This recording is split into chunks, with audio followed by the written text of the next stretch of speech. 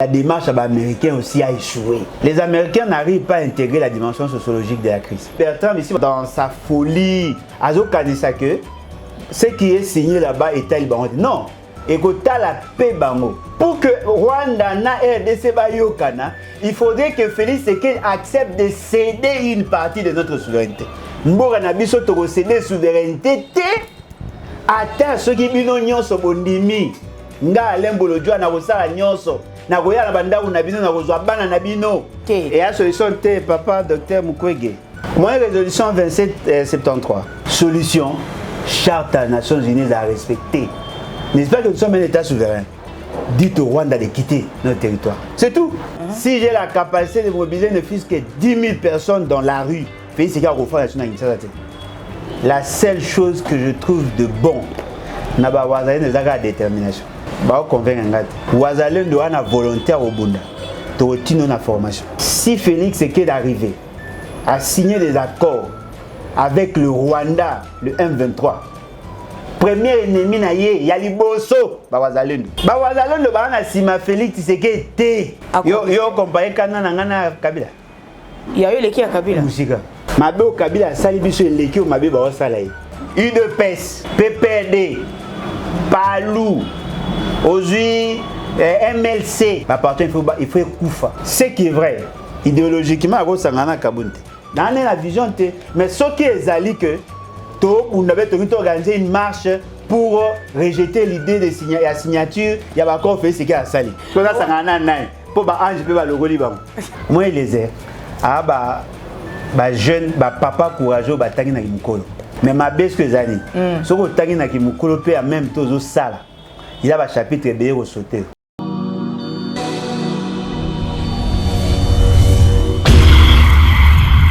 C'est une nouvelle chaîne chez vous, Espoir Henri, Kassima TV. Abonnez-vous massivement. Tous les fans de Maman Tatiana, Bino Baibonara, tous sont victimes à Makani. Indication politique ya kitoko, venez nombreux vous abonner. S'il vous plaît, n'ayez pas la rabino. Pourquoi pas Tolali Tolamuki comme si on m'a Dika 24. N'est-ce pas? Et aussi on a vrai bien parce que seul soutien, on a ces cabinets les alliés pour s'abonner massivement ici. Les alliés ya professionnalisme. Olingaka musique, olingaka politique, olingaka nyonso awa tokobanda kolobela ba sujet tout. Iko quel okendo, n'est-ce pas? Allez, à suivre. Wow.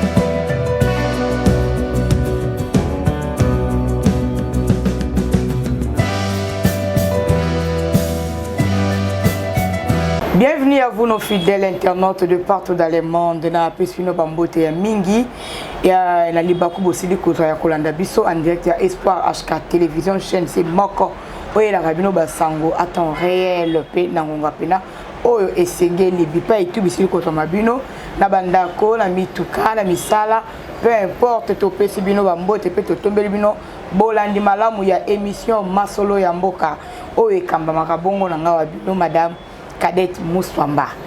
Merci na bino lokola bo pesi biso confiance ya ko informer bino. Na émission na biso mokolo mo lelo na kozala bongo ngai moko te kasi tokozala bongo na mokambi ya parti politique les lèvons-nous et bâtissons o wapi abengami na kombo ya mwana mboka Alain Bolodjoa Ibola yende toko développer na ye ba actualité politique ya okolo moyelo mai matali koleka na mboka Congo RDC. Alors sans plus tarder na sengi na régie finale ba fumola biso champ on fait que toko ka kokota invité na biso président Lembote Mbote maman nangai mbote na balandi. En tout cas merci beaucoup pour l'opportunité. Merci na coordonnateur comment on coach Henri Kassima. Voilà. Merci na coordonnateur. En tout cas na CPI na accompagnement na yo. Merci beaucoup. To présenter mes condoléances na dengi to landa kibilili malgré que tout ça qui le kasate le ko la baninga basala ki komuna na mais biso to mona na kité mais au moins to présenter condoléances na situation wana aussi qui ko koma. Merci. Boya qui peut-être yon de éviter. Ce qui est vrai. N'attendez pas à ce qu'on vous lance des invitations pour la matanga. Non, invitation, c'est même juste confirmer qu'il y a une date. Na informa qui parce que na tindela qui batu nyoso ba na répertoire na nga téléphone na tindela qui bango ba faire part hein na tindela bango na annonce au na salaki et ça m'a pris pratiquement 3 mois. On a le belango 6 mois nandai ko préparer 3 mois na bandi ko le belango mingi et je crois que batu belé balandaki na mona qui contribution na bino. Merci beaucoup. OK, to lancer qui peut les sous toujours dans cadre ya day wana to lancer qui témoignage na yo salaki la chaîne Abisso en tout cas fidèle abonné à Espoir HK télévision bazali ko compatir na yo na ba commentaire na ba appel et autres. Merci beaucoup na mona qui am. Et puis ba benga nga. Merci en tout cas. OK. To le belasiko ma matali politique ya mboka Congo. Mwana mboka Lembo Lodjoa. To landaki bongo na Washington ba signature et sili ko signame kuna entre les trois ministres ya affaires étrangères o wa pasi ko signer ba accord pour na tina ya est ya mboka na biso. Mutula na ngeza liboye. Awa ba ko signer ba accord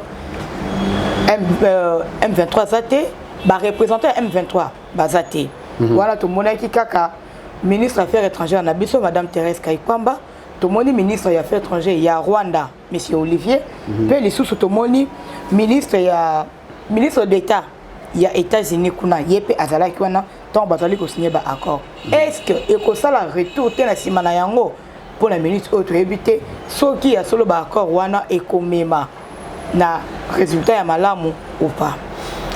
Bon, en tout cas, je pense que la question est très importante, elle est vraiment pertinente parce que je crois que Yangonde peut permettre que na bandero nyonso balingaka makambo ya Congo ba comprendre et puis va comprendre position na biso. Ya liboso esengé boye ba boye. La guerre qui sévit dans la partie est ezali une guerre où ils ont touché plusieurs acteurs. Parce que je trouve que dans la formulation en question, les autres bimaloko là, M23 a zaté. Non, M23 a za. Non, a zaté. Na problème au bas traité. M23 a za. Mais bazui aspect moko.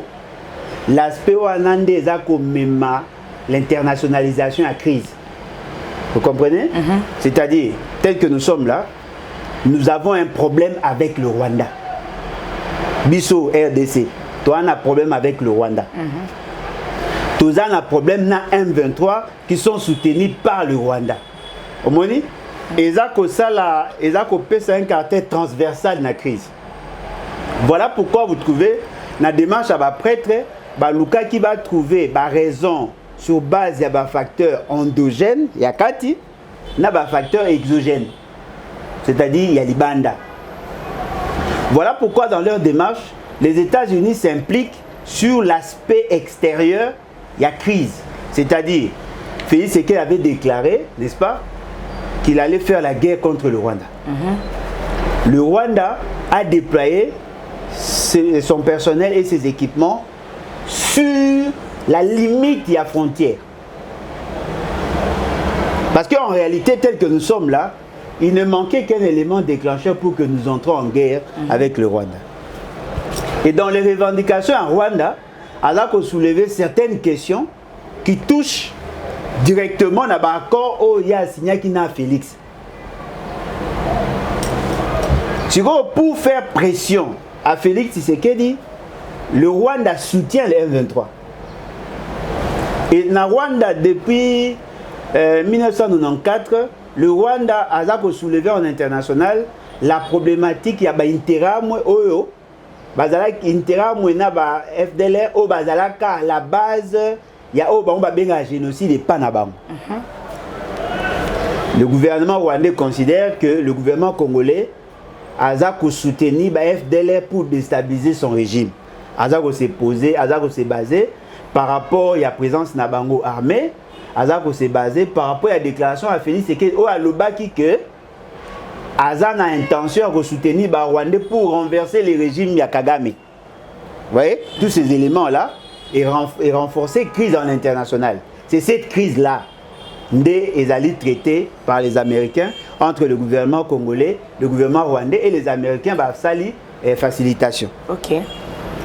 Maintenant, par rapport, il y a dimension interne. C'est là où maintenant on avait confié la mission na Qatar. Na Qatar, bango ba occuper marambo interne.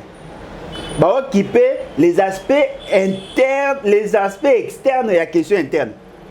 Yango moni basangisa ki Félix Tshisekedi na Kabila na Kagame pour que ba solo là afin que pesa bango brèche pour na résoudre problème ko créer cadre d'analyse et harmonisation na makambo etali gouvernement congolais et le M23. Yango moni na niveau ya Qatar ba signé un communiqué conjoint entre les parties, déclaration commune au Basali. Dans cette déclaration commune, on parle de la République démocratique du Congo et l'AFC bar M23. C'est-à-dire l'État, pas le gouvernement, l'État congolais est en pourparlers avec le AFC M23 pour résoudre les questions où ils ont touché en interne. Et après, l'État congolais, c'est-à-dire par le biais de son gouvernement, le gouvernement rwandais, va traiter la question aux alliés externes. Ce qui fait que, Doha, ils ont compris qu'ils ont échoué. Parce que, pour la bango, Soukisa Kiango n'a aspect externe de la crise. La perception que l'extérieur, à la crise, Yango va trouver solution. Aux États-Unis, apparemment, la Charte des Nations Unies. On nous a rappelé certains principes édictés dans la Charte des Nations Unies sur l'intégrité territoriale et ainsi de suite. C'est-à-dire qu'on veut que nous, Rwandais, Toyokana, sur le respect de l'intégrité territoriale. Mais c'est déjà un acquis dans la résolution de la Charte des Nations Unies. L'inviolabilité des frontières, l'intégrité territoriale des États, c'est déjà un acquis. Mais en surface. Et conséquence dans ce que vous avez dit, pour que tous à la garantie, la non-violation et à notre intégrité territoriale, on nous impose à nous de sous-traiter notre souveraineté au Rwanda. Vous voyez, que tout l'obéissance de Marambuya Rwandophone, ne parlez plus d'eux. Discrimination, ne parlez plus de Banyamulenge, ce sont vos frères. Il faut leur reconnaître la nationalité. Si vous ne leur reconnaissez pas la nationalité, c'est ce qui veut dire que vous n'avez pas respecté l'accord. Il faut renouer la coopération avec le Rwanda, co-gérer nos ressources. Dans toute la philosophie, il y a président français, Nani Sarkozy, Nenga Lobaki, on doit co-gérer nos ressources, on doit intégrer la donne sécuritaire à Rwanda dans nos décisions.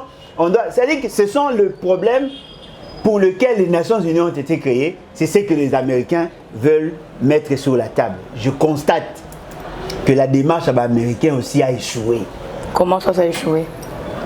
Au moins, les Américains n'arrivent pas à intégrer la dimension sociologique de la crise. Bango Barota la cas aspect diplomatique et aspect politique. Na mukanda na bango wana baseko comme ba lobby était Bako, et la discussion aussi pour de manière économique entre le Congo et le Rwanda. Pour le Rwanda et des entreprises américaines, des entreprises privées des Américains. Tu éviter. Ce que Rwanda, à côté de ça, makambo économique, il y a beaucoup d'abisso, le lengenin. Et le moupazi qu'on a Bertrand Bissimo, il y a personne qui a la déclaration na BBC Africa. Koloba était d'accord, on a bien besoin de signer État libisoté. Ce que tu comprends, c'est l'Issalonini, oh, ça la place wana. Il y a un azoloba, on m'a dit le malheur avec nous. Nous agissons pour la plupart par le ventre. Batumsou va réfléchir par le muscle. Trouver la solution grâce à la muscle. Mais en réalité, c'est le moment de mobiliser nos intelligences pour que nous arrivions non seulement à comprendre la crise, mais aussi à préconiser les solutions idoines. Maman Nangaï, mais quand on imaginer. Ce qui Bertrand Bissimo Alobi, la crise est multidimensionnelle. Vous comprenez? Il y a une dimension sous-régionale de la crise. Il y a une dimension internationale de la crise. Il y a une dimension nationale de la crise. Il y a une dimension provinciale de la crise. Il y a une dimension tribale de la crise. Et ça m'a bébélé. Parce que ce que bien, en réalité, pour que nous arrivions à résoudre la problématique sécuritaire, on doit arriver à modéliser notre raisonnement. Quels sont les facteurs favorisant la crise? Nakata crise wana ba bembe baza. Ba lega, ba fulero, ba bashi, ba nakolo bani. Ba zebele nakati wana. Ba banyarwanda ba nakati. Nakati wana la province ya nakati. Nakati wana la nation l'État congolais a nakati, la nation congolaise a nakati. Nakati ya crise wana le Hutu ba nakati, le Tutsi rwandais ba nakati. Nakati ya crise wana le Burundais ba nakati. Nakati ya crise wana ba Tanzanie ba nakati. Nakati ya crise, c'est-à-dire qu'il y a plusieurs intervenants. C'est quoi biso ce que tant tozonga là. Tozo lingaya moko to simplifier le Rwanda. Ce que je aspect ka ya Rwanda, on comprend les crises. Il y a un moment Bertrand ici bazo ba bino dans sa folie, il y a euphorie, la folie, il y a trop bien il y a Minduki, il y a Simbi, azo kanisa que ce qui est signé là-bas est tel bango. Non, écoute la paix bango. Mais peut-être que pas de manière directe. Dans le sens si le Rwanda et la RDC s'entendaient, bah yokani, bah ko gérer mboka ensemble. Mais Bertrand ici, moi, comme on appelle listé parmi des hommes à abattre pour respecter l'accord. On va dire que Tata Mokambiekolo a démissionné. Donc, on a décidé. On a copié, coller, on a triché, on a bisu. Il y a Bandagi Mamma Félix qui a démissionné. Il faut soutenir Félix. On a copié, coller, on a triché Nenga. On a discours Nanga. Il y a Bandarango. Il y a Tindara Batunaya ou à soutenir Félix. Tata Mokambiekolo a démissionné à respecter les conditions de PCI. Ah, oui, ok. Ma démission a fait c'est que va tricher les biso. Bon, on va avoir calcul là-bas. On a vu ça, ok. Si le Rwanda, le gouvernement rwandais et le gouvernement congolais s'entendaient, le M23 ne va plus représenter quoi que ce soit. Parce que le M23, bah, aux forces Nabango, Kakaso, il va à la base arrière. Vous savez comment le M23 survivent? Bazalaka. Ceux qui baillent, va gagner marché. Par exemple, ici, voilà, toi, on a posé ça il y a 10 000, toi, on a posé ça il y a 10 000 kilos d'or. Bah, il y a trop d'or, on a si tel. Bah, il va préparer Minduki Nabango, bah, Bounisi, va récupérer zone, bah, extrait or, bah, il va que la moto a financé. Bon. Pour que il passe inéluctablement par le Rwanda. Parce que le Rwanda a servi des bases arrière. Mais si le Rwanda abdiquer ou abandonner cette démarche, le M23 ne vont représenter pas grand-chose. Mais là, au mot que les vrai, la solution est la meilleure, c'est la solution qui prend la transversalité de la crise. C'est-à-dire qu'il faut prendre de toutes les dimensions pour trouver solution dans toutes ces dimensions-là. En ce moment-là, la solution ne sera pas palliative. Parce que solution, va mettre la biso. Et la solution, et toi, arrêtez de vous battre.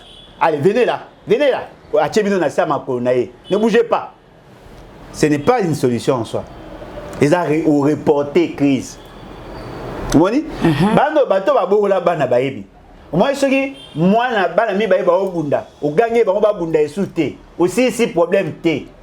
Motiki au pekisi ba onde ba bunda. Mais ba obunda les sous parce que vous n'avez pas su crever l'abcès.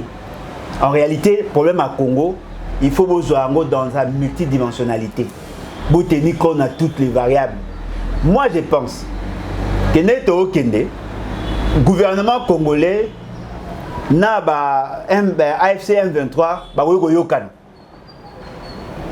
ba ko sangana pe ba yokani que voilà tout le monde est souté to ana posa to ana nzala pesa biso ba poste pesa biso ba mbongo ba yokani moni crise AFC ba M23 et abu pia et sili to ko pe yokana gouvernement congolais na Rwanda pe ba yokani to exploiter ensemble.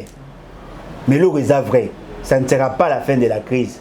Ça sera, je dirais, la mutation de la crise. La vraie crise va commencer. Parce que, jamais na TV na ilisa ba bembe, ba lega, ba fulero, croiser les mains, attendez les solutions de Félix Tshisekedi. Non, na ko ça va emboter les mains. Parce que pour que Rwanda na RDC bayokana, il faudrait que Félix Tshisekedi accepte de céder une partie de notre souveraineté. Bon voilà, venez, Sakima, boya kasko exploité. Espace aérien Abisso, boya exploité. Aéroport à Goma, boya exploité. Toya to Sangana, to bundisa batu nyonso ba bundisa ka babanya Rwanda. Ils vont s'attaquer na ba mai, ils vont s'attaquer na ba c'est que le roi la demande. Alors, ne me dites pas que c'est une solution en soi. Parce que Bretel a intéressé Rwanda et dans l'exploitation et même on ne va jamais accepter, même si les Américains s'est mobilisés. Un jour, guerre wana kaka. Parce que les ont touché, bah fouille interdit et pas nabiso. Mboga nabiso to tek to kabama belete. Mboga nabiso to céder souveraineté te. Attends ceux qui bino nyonso bondimi. Nga lembolo jwa na kosala nyonso. Na koya na banda na bino na kozwa bana na bino. Na koyebisa bango tale ezabwe. Na kati ya bana na bino nyonso boko bota moko akotelema obunda lisusu. Vraiment. Donc photo yeba. Et le roni biso tolingi. Toute solution qui marcherait sur notre souveraineté, notre intégrité territoriale, n'a ondimango jamais. Nga na ondimango jamais. Na ebi ba na moyen ko boma ya osala nyoso nga na ondimango jamais. Même si je mourrais demain, na ondimango jamais. Parce que na ebi que si nous cédons na caprice à Rwanda, c'est fini, on est perdu. Non mais dites-moi, Nzembo toza nango et vous avez soutenu. Boy bisa nonga, né toza en situation de guerre, tout ça déjà. Le monde ne nous respecte pas. Est-ce que Rwanda so tondima. To kufi mingi, tondima kaka et ça nini Boy belo bo ça te. Yango na pe docteur Mukwege lobi était ba pour parler au États-Unis pour na États-Unis topé na Qatar. Et là, on a les apports que Pambate est très flou, est clarté. Et pour naïe à lobby était solution et zali kaka moko pour na Rwanda et zali bongo aux Nations Unies pesa qui a résolution 2773. Nous avons des solutions pour notre docteur Mukwege a proposé ndenge wana na invité. Et la solution T papa docteur Mukwege. Et la solution T. Moi résolution 2773. Les alliés, l'internationalisation de la crise sous-régionale. Solution, charte des Nations Unies à respecter. N'est-ce pas que nous sommes un État souverain? Dites au Rwanda de quitter notre territoire. C'est tout. Sanctionner tous ceux qui ont pris les armes contre nous. Bon, mais on a justice, c'est ce qui est dit. On m'a dit, mais maman, non, dites-moi, on a confié la mission à MONUSCO pour faire appliquer cette résolution. Mais cette résolution renvoie à accord, pour parler à EAC. Il renvoie pour parler à SADC. Mais ça m'a payé pour parler. Parce que pour le Conseil de sécurité, apparemment on nous incrimine aussi. Bisoto Bimaloko là, to lingaka une partie à ba Congolais to bundisa ka ba to sala ba mabe. Non. Bato biso benga ba Congolais, ba Rwandais. Baza ba Rwandais ba yake pa na biso comme des réfugiés. Ils ont le droit de solliciter, de demander notre nationalité. Ceux qui ont commis Congolais, il aura le droit comme tout le monde. Mais attention, ils ne seront jamais le Congolais d'origine. Bon, quand il s'attend que le Conseil de sécurité Mambaloba il a bien, il a bien été. Ils ont balingi biso to reconnaître que bateau ba réfugiés, to reconnaître que bango comme ba Congolais d'origine. Moi je n'accepte pas. Alors, tout ce qu'on va c'est là parce que ba Monique non balobi na retrait ya Rwanda. Balobi M23 a tika ba opération. Mais je tiens à vous rappeler, en 1999, il y a eu une résolution créant MONUC. Cette résolution s'est appuyée dans l'accord et a cessé le feu au Bassignaki en 2009, en 1999, au Bassignaki entre le gouvernement congolais à l'époque à Laurent Désiré Kabila et le pays au Baneko attaqué Bisso dans le cadre de la RCD et consort. Bassignaki va cesser le feu. C'est cesser le feu là. Ils ont appliqué T. Bien qu'il y avait une résolution, mais la guerre a continué jusqu'en 2002. Il y avait une résolution, mais en 1999, 2002, il y a eu guerre. Et c'est là qu'il a noté. La MONUSCO était là, mais la guerre a continué. Dans San City, il a signé un accord. Les Congolais ont accepté de donner la nationalité en masse. Mais ce qui est vrai, ça je peux vous le certifier, ils n'ont jamais obtenu la nationalité d'origine. Mais cette question-là n'a pas résolu la crise. La crise a perduré parce qu'en 2009, il y a RCD, Bimaki les Soussou, Basali CNDP. Bakei Basololi na Bango. Et même Bisso pour parler Titi et Sili, bien qu'on a signé des accords qui étaient cristallisés par les résolutions en Conseil de sécurité. La guerre n'a pas pris fin. En 2012, Bayaki les Soussou. Basali Bisso guerre 2012-2013. Tozuit aussi, si Kabila Pandi Bango, Panzani, Bamsou, Bakoti na gouvernement, Bapesi Bango, Baposte, même si tu sali Bango, et s'il était, tu as un accord, tu as Addis Abeba, accord Addis Abeba, tu sali résolution, accord Addis Abeba, où ils ont maintenant niveau sous-régional. Parce que l'accord Addis Abeba, le groupe armé n'y était pas. Ils ont dit Kaka, l'État, le Rwanda a signé. Si Rwanda, ne faut plus soutenir le groupe armé. Cela n'a pas empêché le Rwanda de soutenir les groupes armés. Le M23 et Zongisou en 2022. Alors moi je pense, au lieu que tout ces pays là une solution palliative, parce que Marama Congo n'a pas mon ondé. Et là le quoi Moutoumou a un problème à Barin, a un problème il y a dans nani voyons. Mine. Il y a mine, problème dentaire, a un problème à maux de tête, à qui pas médecin ici. Ah, je vois que tu es malade. Ah, tout ça. Mais je constate que passe à monter aux autres dérangés et puis tension des heures au matin, n'a pas sur dipyrone. Ah, merci docteur. Et calmer. Ah, heureusement on comprend. Et calmer. Est-ce que la maladie est ici? Voilà. Vous voulez que la maladie est ici là? Il faut toucher là où il fait mal. Yango wana bato bazolo ba ete lokola tata mokambi ekola kendaki kuna batanga kuna ko rendre hommage na loi ya pape. Le chef de l'État est belé, qui est belé, accueilli, alors ils ont fait partie de la diplomatie, la situation il y a guerre. Est-ce qu'ils ont raison de dire Maman Nangaï, maudit les ignorants qui prennent en otage toute une nation. Non, dites-moi, quel est ce président-là au fait que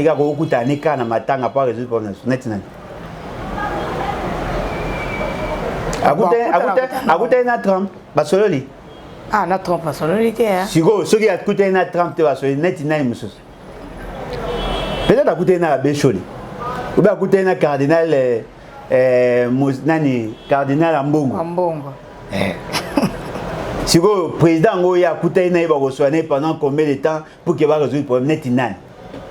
Mais apparemment la légèreté dans l'analyse, l'indiscipline dans les raisonnements, et ça que nous méritons ce que nous vivons. Comment pouvez-vous expliquer? Le président américain a coûté un président il y a Ukraine. Bafandi mpidia il fara basololi et si on sentit que on négocier quelque chose. C'est ce qu'il a fait avec qui? Non, écoutez. Pardon, cabinet ya ba lobbying wana de ba kosa ki sinon eloko faki ko sala yango wana. Maman na ngai. Ngasko na okama. Na opesa ka exemple zo na pire esprit pour nous aussi ga pam. Na okama. Maman na ngai. Soko kutani na mwana wa zana prénom ana deuxième primaire. Hein? So zana poso zo eloko na ya zana maboko. Est-ce que zanga formule ya ko utiliser? Non. Oui, point.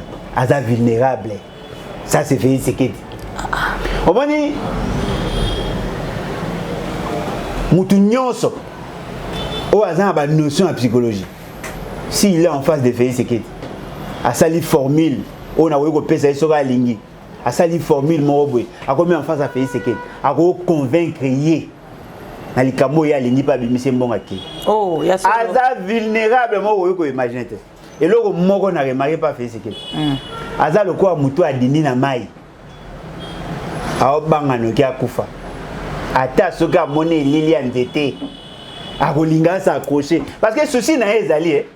Qu'est-ce que je dois faire pour résoudre ces problèmes? C'est comme ba charognard, ba vautour, ba vampire ba rappeler mais ba bien déjà que il y a yo nengezana et aussi là ba robinga ba ici président nengezana nana ba entrée na nani ba sénateur moko américain soko pesika mbongo na ko convaincre bango ba ke pas fait ce qui ba sali soko moni atambo aye asali maman moko ya biso ya congolaise ala combattante à na France azui ba donner à Congo a tchango na ba flash tout ça atindeli ba député moko tanga oba na biso to mona metwa na négliger atinde ba député moko ba parlementaire moko européen atindeli ba député ya ba français atindeli bango expliquer bango ba na ça ba bloquer be azo expliquer bango muto na ju dossier na enrichi yango aleki nango na parlement na bango kuna alobeli yango extrait wana kaka ele ça fait ça fait ce que bon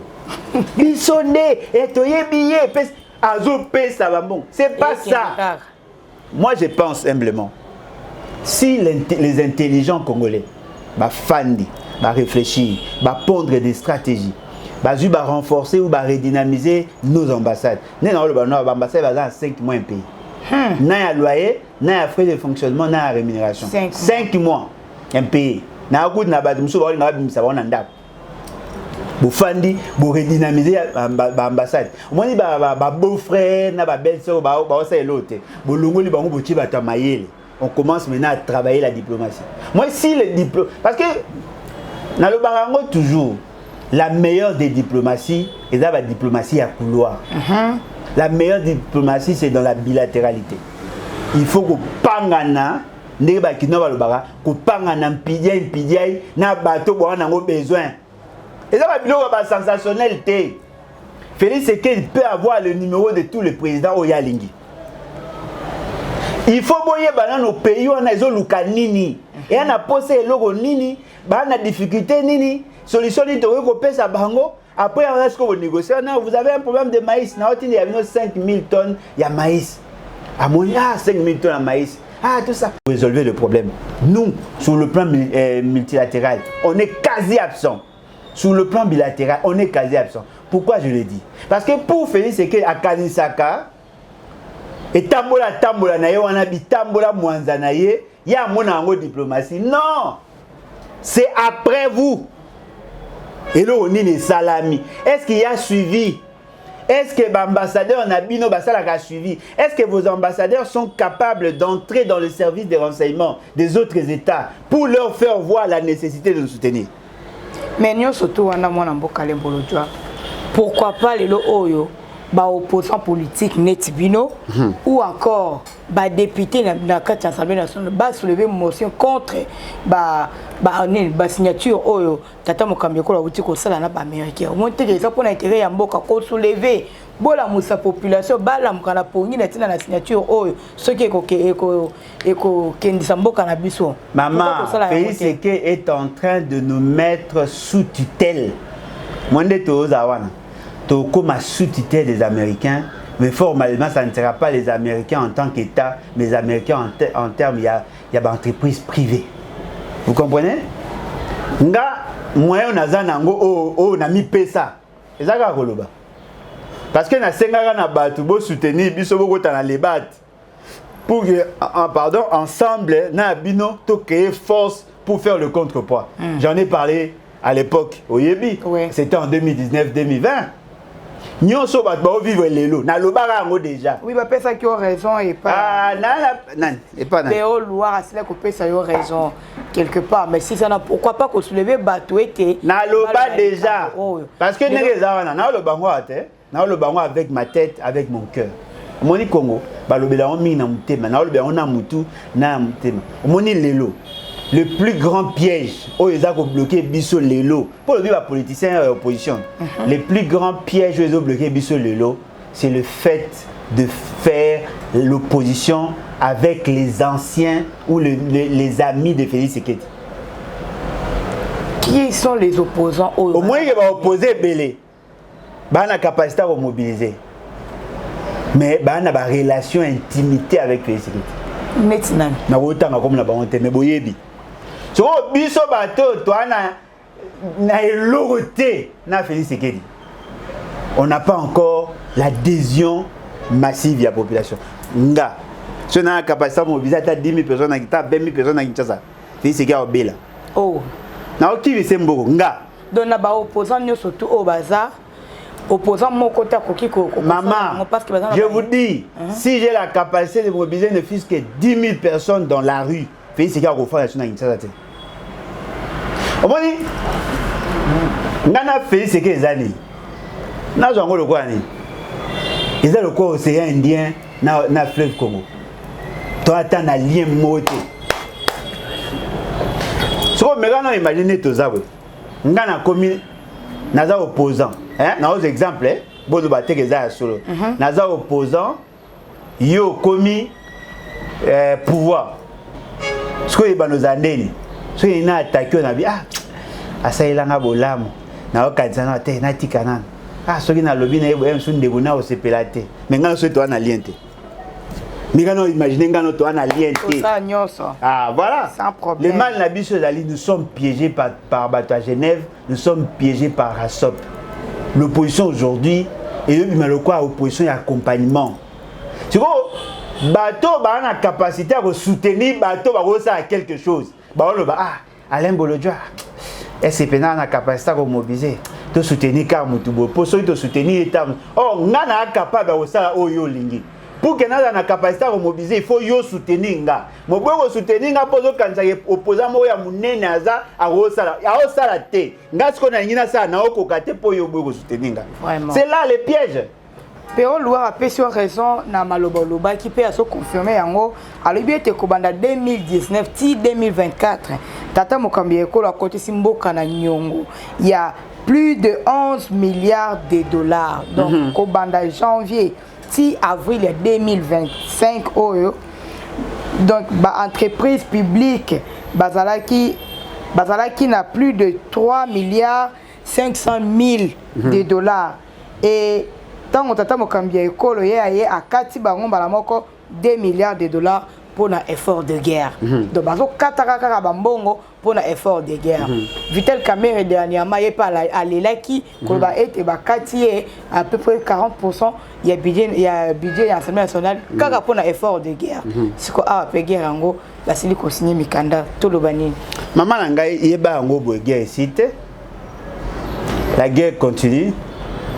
Mais cette guerre, c'est une entreprise boutiquée et par bateau et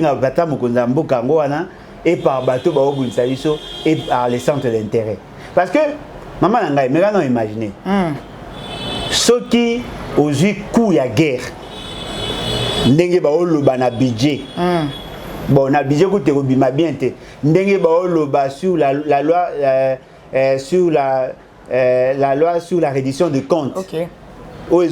Les dépenses effectuées au nom de la guerre.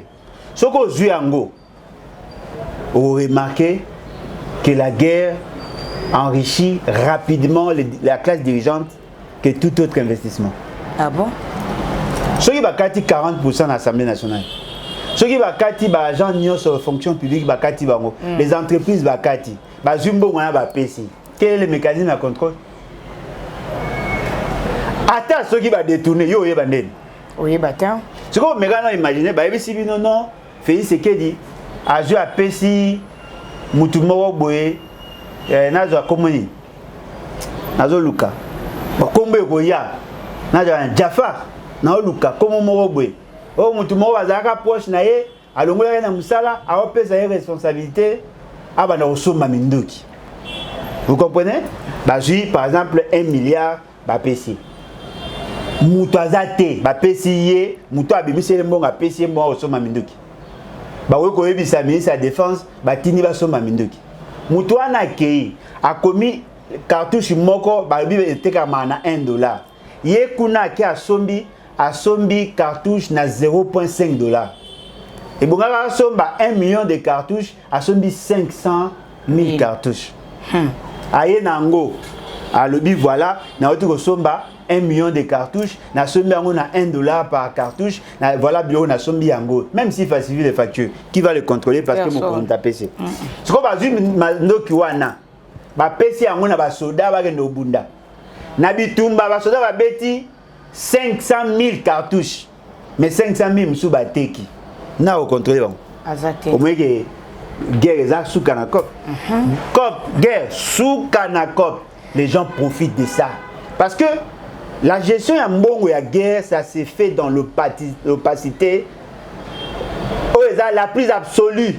C'est-à-dire qu'il est difficile de retracer l'argent qu'on injecte dans la guerre. Ce qu'on balingi dans l'esprit des Congolais, que tout le monde soit concentré sur la guerre, que nous fassions de la guerre la priorité de priorité pour qu'eux aient le moyen de justifier le décaissement de fonds.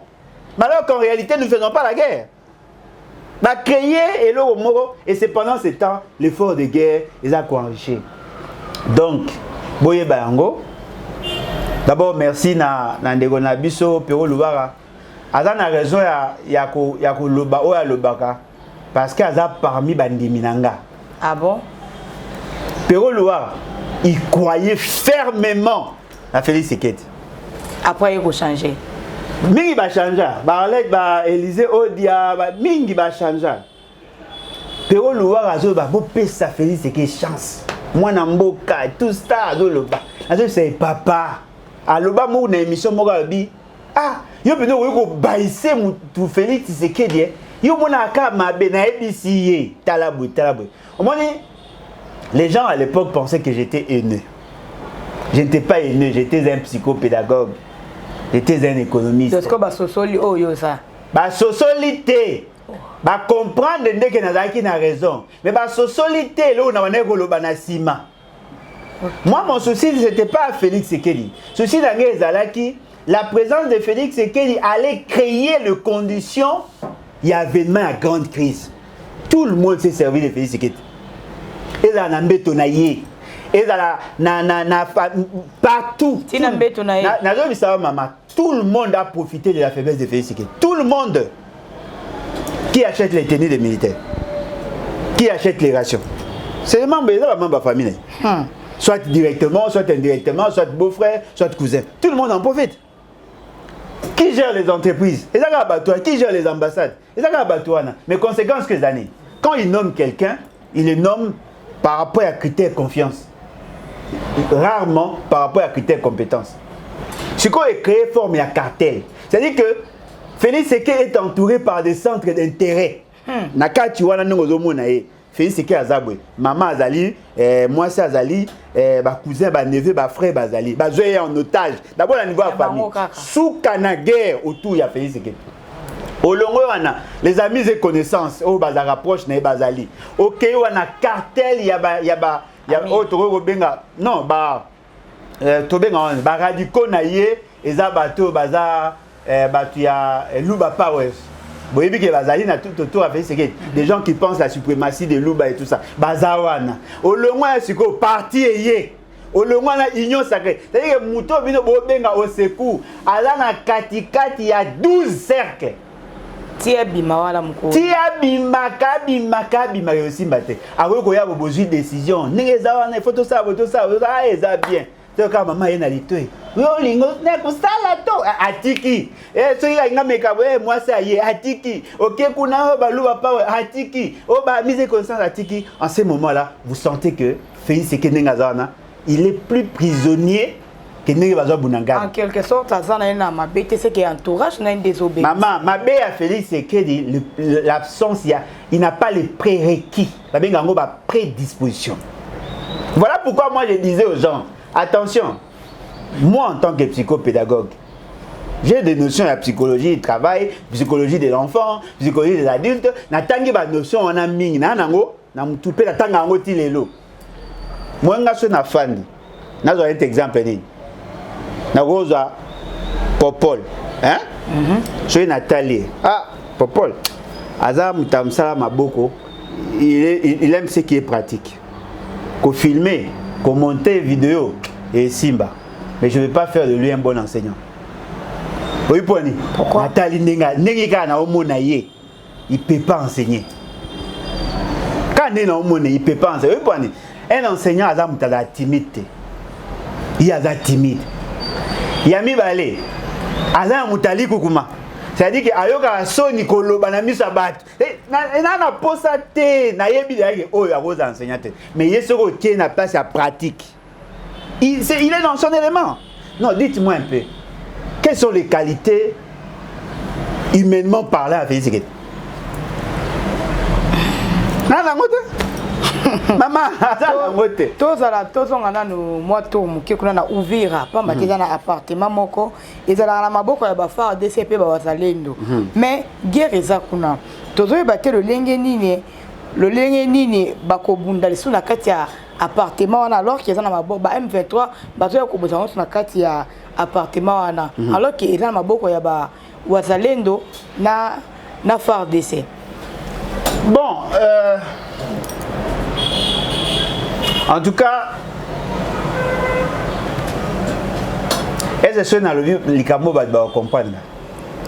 Va comprendre. Le Kobaka n'a pas va comprendre.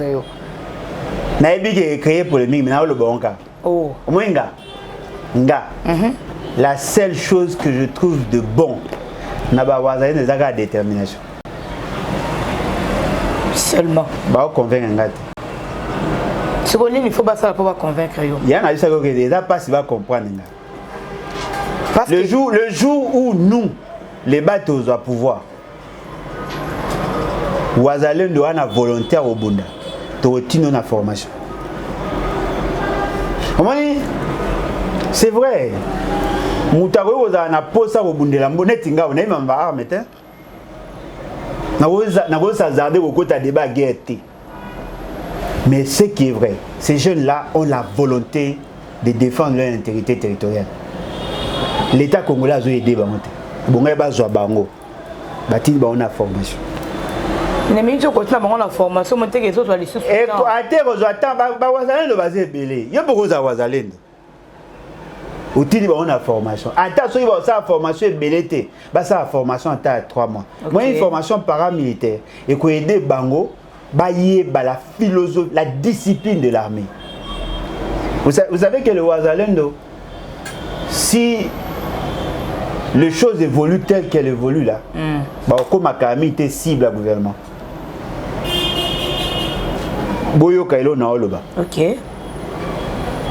Si Félix Sekene arrivé à signer des accords avec le Rwanda, le M23, premier ennemi na ye ya liboso ba wazalendo.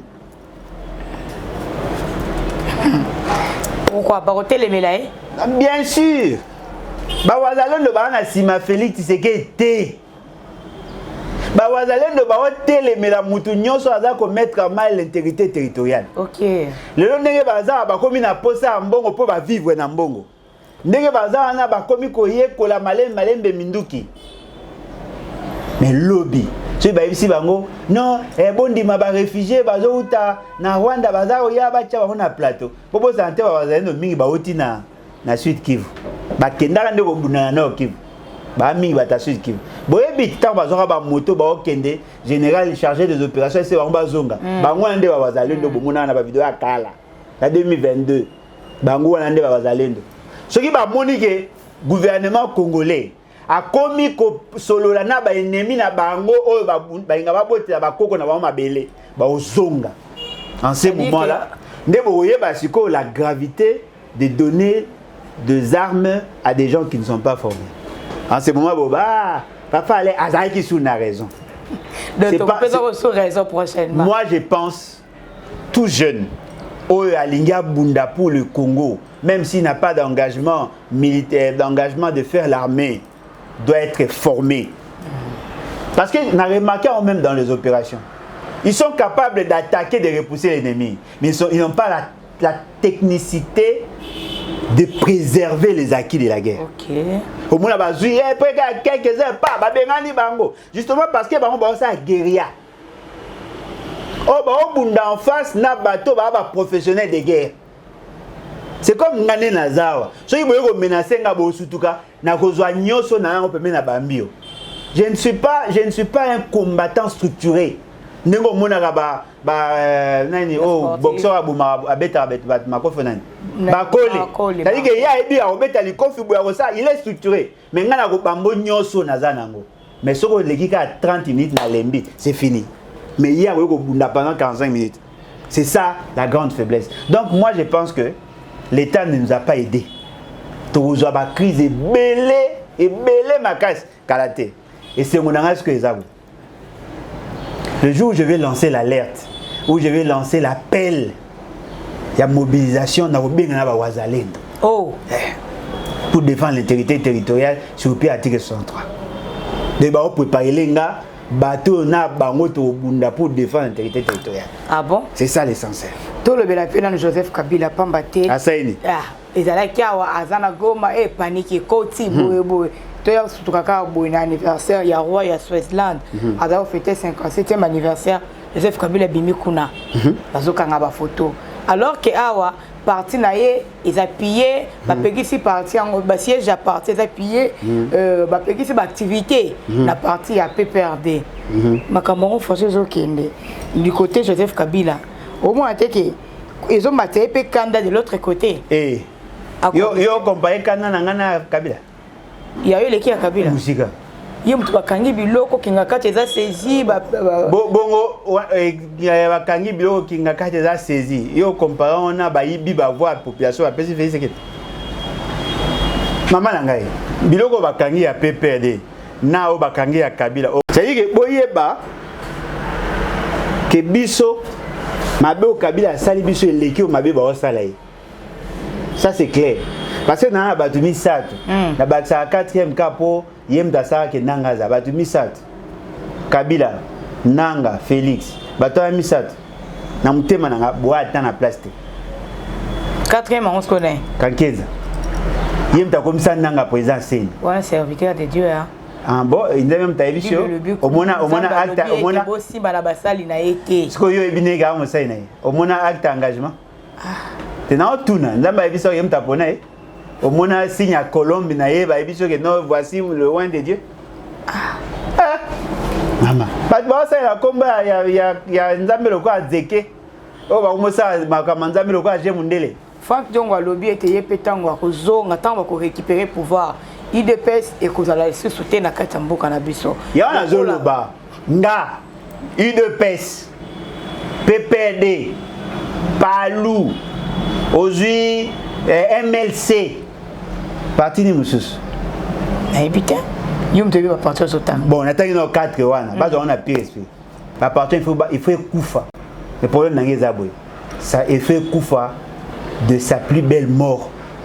Et dans la tête que vous allez anarchie pour na obomango.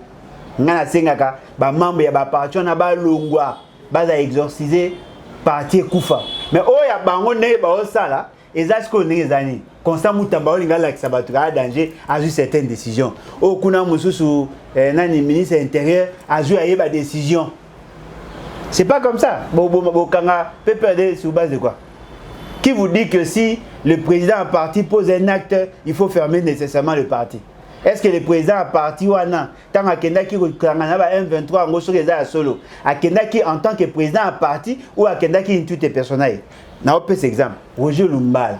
Akenda rébellion M23. Il y a M23 là chargé à communication porte-parole M23.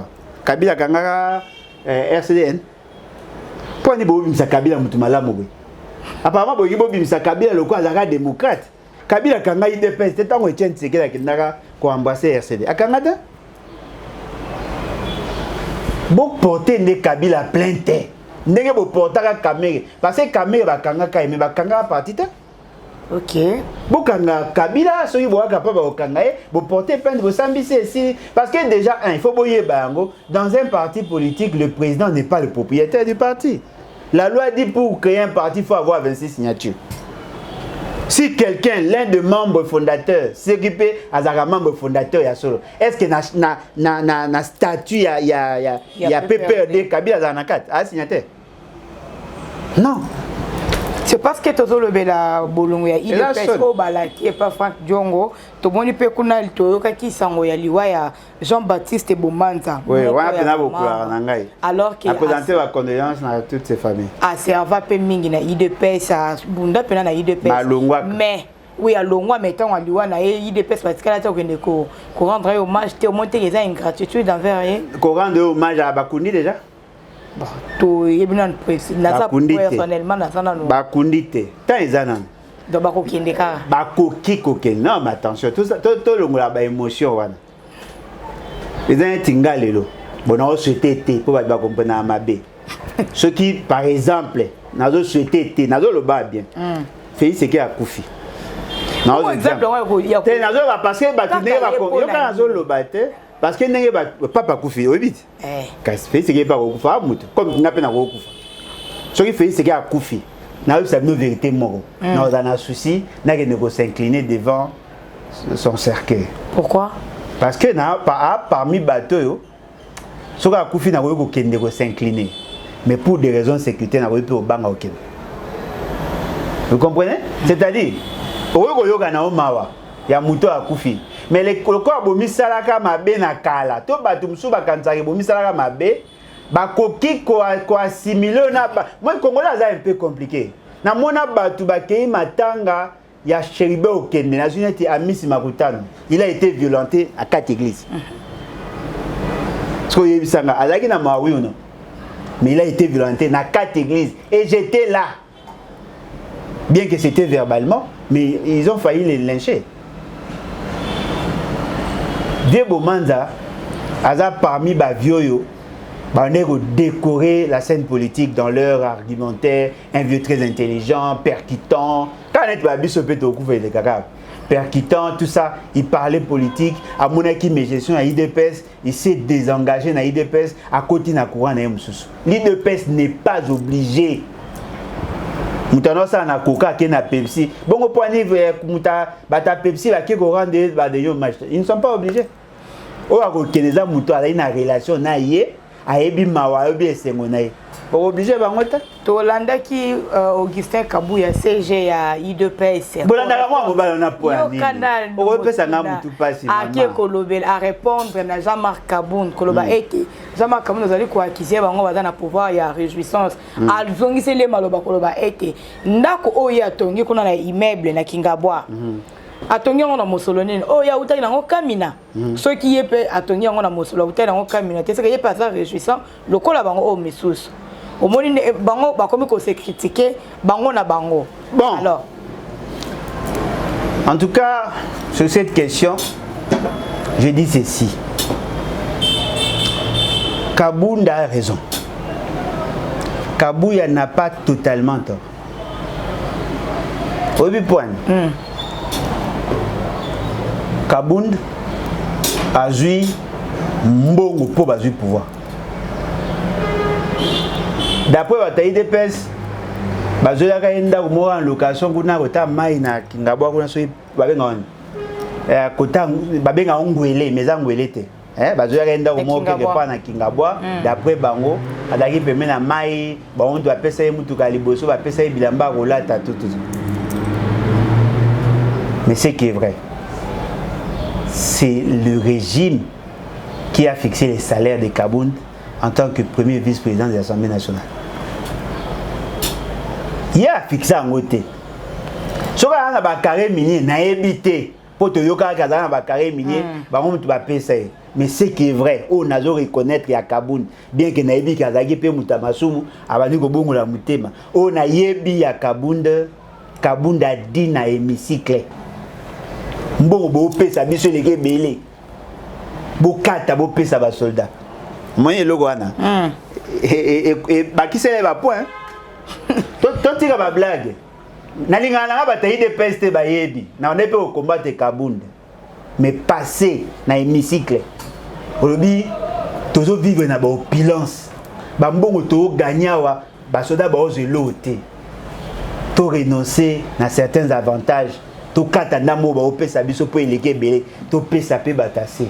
Ce courage là à l'IDPS, il est le seul membre à l'IDPS oya bimisa mungongo na ye a lobby pendant qu'Assimi Blo na maboko ya olia a lobby te eleke belé to pesa pepe na loba tangela nga netina toujours comme lelo oyo les bat parti cher ya mona mboka Alain Bolodjoa ko s'afficher du côté de Jean-Marc Kabound. Du côté on est aussi partenariat. Non, on ça partenariat mais on s'affiche dans côté pourquoi? On s'affiche dans côté.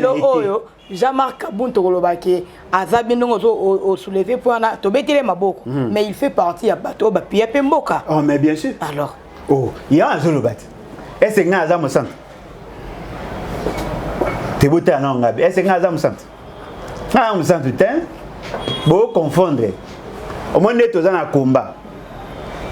N'a une alliance n'a jamais Kabound, mais il est opposant. Vous comprenez? À où tu répètes, à Tinder qui a une invitation na yawa, il y a 3e anniversaire na. Na rose une invitation na. À Tinder une invitation na yawa, il y a 3e anniversaire na. Il y a parti na. Il y a autre na Kendaki. Oui pour ani. Nous sommes en train de mutualiser nos efforts pour mener le combat ensemble. Parce que Félix c'est qui au beau monde, Félix c'est qui a le quoi en état baoba. Ngat qu'on a la machette. Oh, ozo sasa. Siko batu mususu ba appelle ba machette, ba mususu ba ne pas soli. Soki to ngito kata ngoi kata na ngongo biso to lingi vosanene. O azo kata koto peto sangisa pota pour ndete koya, n'est-ce pas? Siko soki bolobi ke Alain Bolodjoa sanga azala kaka pemene ya ba centre. Na mo centre azate? Yangona et personne n'ingisa kokene bongo. Na ke pas Kabound te. Bo ça la confusion te. Moi je suis en alliance avec personne. OK. Na so mutaisi na on est en alliance à Kosio. Na basi mutatinda ki mutuna wana sili kojwa e ya nona e pamba te. Na alliance te. To sanganaka de manière circonstancielle to sanganaka pour de faits précis. Ndenge zaiki bomonanga na set kikuni Claudel Lubaya na bandeko mususu sanganaka non na cadre ya comment on a appelé ça cadre de concertation tout on s'est concerté après na sangani na Denis Sanga na nani Ados Ndomasi to sololi na cadre ya sursaut national pour na défendre la constitution ezali ba alliance circonstancielle. OK. Ce qui est vrai idéologiquement ko sangana Kabound. En matière de gouvernance, on a Kabound. Jusqu'à preuve du contraire, on a la vision. Mais ce qui est zali que on avait organisé une marche pour rejeter l'idée de la signature, il y a encore fait ce qu'il y a sali. En quoi c'est mauvais? La population va poser là, ce qui est au sali, ma bongo passe pas battre. Ce que Sami Mouto a posé une question, bongo sangani sous ma Kabound pour ani. Parce que ça sangana nai. Pour ba ange pe ba logoli ba. Sangana kana bato bazamu. To sili sa émission la biso na motuna oyo to sili komona ndeko Eliezer ko sepela na tina na ba accord wana. Alors Eliezer c'est un étudiant. Alors que Rwanda kuna bandi déjà ko exploiter biso, azo exploiter gaz na pétrole biso kuna na lac Kivu. A exploiter banda. Eliezer yé ado se réjouir na accord wana comme si et ko pesa yo la vérité moi à comprendre de comprendre on a pire esprit moi les ai ba jeune ba papa courageux ba tangi na mukolo côté amana encourager gaï mais ma baisse que zani ce que tangi na mukolo pe en même temps au sala il a ba chapitre bé au sauter au zanata et no to na coute c'est ça moi né biso za ki tango to dimi to tanga classe to abandonner tout concentré essentiellement sur les études mais o ezali ke oza de mukolo oyebi esengo a vie oyebi ne batandaka mbeto ndenge babalukaka soki ndeni apo ye oke ku okati ku oke musala otanga bien te ah ma bébélé soki na ola ah mais ya komela bien te parce que ah a komela bien te scientifiquement parce que le est vrai ceux qui comprennent les méandres les enjeux mondiaux ne peuvent jamais accepter un accord où on impose à un État souverain de signer un accord avec un autre État et d'intégrer 3 États sur un même accord où le Bagabo gagne. Vous gagnez l'autre. Pourquoi les Américains, s'ils veulent exploiter chez nous, pourquoi ils ne doivent pas passer directement chez nous? Ils doivent conditionner la présence à Rwanda. Hey, zone la classe, papa. D'ailleurs, vous pensez que peut attendre ça nous va couper. Au Samboué. Message clé na yo na émission na biso mokolo mo lelo. Moi, personnellement, je pense que la chose qui me motive davantage, c'est la génération Android. Moi, je suis na poto na ba Congo na ba province par-ci par-là. Na confiance dans mingi qui va t'attendre. Parce que ces jeunes-là sont capables de connaître les déclics et d'imposer les changements. Moi, na otanga ba komote moyiga ba papa moto mona na bango minga na mona bango ba botama na contexte à soumission. Moi j'ai besoin des révolutionnaires parti nanga mingi ba jeune o aye po aza convaincu sans calcul politique. C'est ce que nous voulons. Ba jeune boya beaucoup ta parti belé parce que bino so bokoti nga nazali génération intermédiaire entre ba papa ou ba sale loté na ba jeune ba na désespoir na ce qu'on a 4-4 souci na ngeza na transmettre bino l'onction au nazwaka ya kuna na bolamu nga na lingi bino za nango parce que si nous investissons dans l'avenir on doit investir dans cette jeunesse. Venez nombreux, même si ton père est du PPRD de l'UDPS, quittez beaucoup maman balibat moi c'est beaucoup maman balibat te fan, te forger mental nabino. La technologie que vous avez, la connaissance que vous avez, on va forger votre mental pour faire de vous de bons patriotes. Pas le patriotisme mais patriotisme dans le sens régalien du terme. En ces moments-là, l'avenir sera meilleur. Moi, je crois en la jeunesse congolaise. Ma condition, tout booster bino. Venez adhérer. Aux gens pour ça, comme maman balibat, Bengason a plus 243. 81 250 28 51 ou sinon au quotidien site nabiso lebatinfo.net. OK. Lebatinfo.net. LEBATINFO.NET. Sur au quotidien au poni 3 catégories de membres. Membres sympathisants, membres effectifs, membres d'honneur, au poni ming membres effectifs pour membres effectifs au quotidien dans comité, au commis membre en ce moment-là, on va se soutenir et puis donner la chance à la République pour que le lobby est meilleur. Voilà. Merci beaucoup. Abonnez-vous. Ndenge basili ko loba bokene ko s'adhérer na le bat bo s'abonner pe li sous na Espoir H4 télévision pour bozanga kaba sango te lokola o. OK, espoir. Moné. Biso na biso. Alors tondi bino botondi mingi parce que bolandi biso du début jusqu'à la fin. To kumoni kuna na machine ezali bongo cordon opi bafuku kuna pe na sima ya bilili ezali na Popol Ayombe o wapi abakisi mbula moko likola ba mbula na ye to tombele mbotama elamu na ye le chasseur du mage Popol Ayombe to tombele joyeux anniversaire na yo agosi ajini yende mutayebi akokisi 19 no bomba age point tu as compris 19 ans. Ah donc autos mineurs il y a pas longtemps.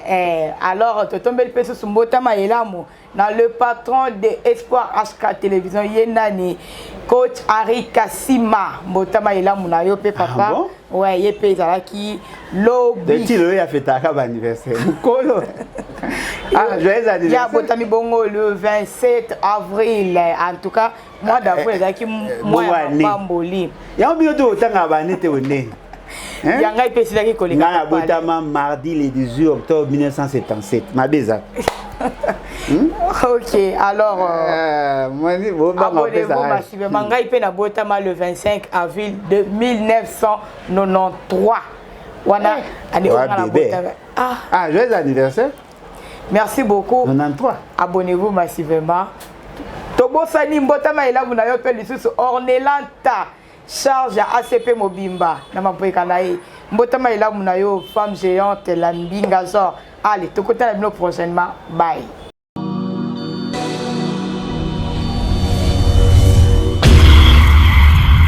C'est une nouvelle chaîne chez vous, Espoir Henri, Kassima TV, abonnez-vous massivement, tous les fans de Maman Tatiana, Bino Baibonyama, tout son bitinia makani, ma indication politique ya kitoko, venez nombreux vous abonner, s'il vous plaît, n'ayez pas la rabino, pourquoi pas tolali tolamuki comme si on Maman 10K 24. N'est-ce pas? Et aussi un vrai bien parce que seul soutien, on a ces cabines, les alliés pour s'abonner massivement ici, les alliés camboya professionnalisme. Olingaka musique, olingaka politique, olingaka nyonso awa, torobanda kolobela ba sujet tout. Iko okelo kendo, n'est-ce pas? Allez, à suivre.